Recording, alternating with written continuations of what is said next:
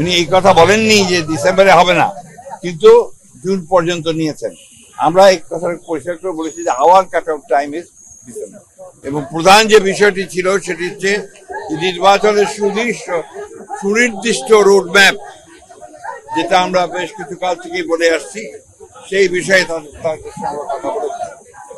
আমরা বলেছি যে বর্তমানে রাজনৈতিক যে পরিস্থিতি আছে এবং দেশের যে অবস্থা, তাতে করে আমরা বিশ্বাস করি এখানে অতি দ্রুত একটি গ্রহণযোগ্য নির্বাচনের মধ্যে এই সমস্যাগুলোর সমাধান করতে হবে।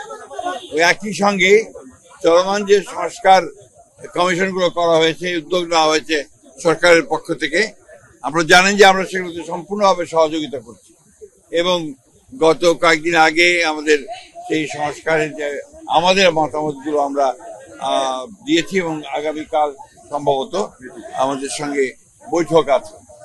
আমরা খুব স্পষ্ট করে বলেছি যে যে বিষয়গুলোতে ঐক্যমত্য হবে সব দলগুলোর, সমস্ত দলগুলোর, সেগুলো নিয়ে আমরা একটা চার্টার করতে রাজি আছি আপনারা, এবং তারপরে সেটার উপর ভিত্তি করে আমরা বাকি নির্বাচনের দিকে চলে যেতে পারি।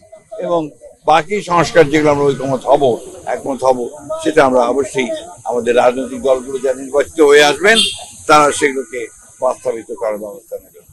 এটাই ছিল আমাদের কথার মূল কথা। প্রধান উপদেষ্টা মহোদয় তিনি তার সুনির্দিষ্ট কোনো ডেডলাইন আমাদের দেননি। তিনি বলেছেন যে ডিসেম্বর থেকে জুনের মধ্যে তিনি নির্বাচন শেষ করতে চান।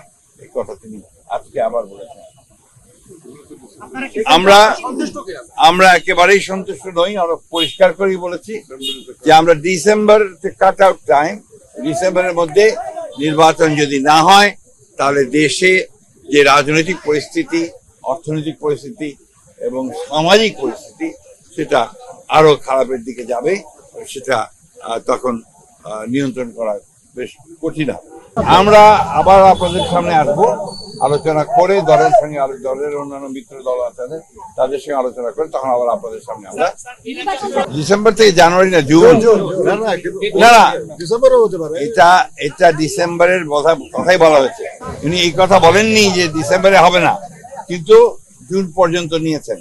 আমরা এই কথা পরিষ্কার করে বলেছি যে hour cut off time is December.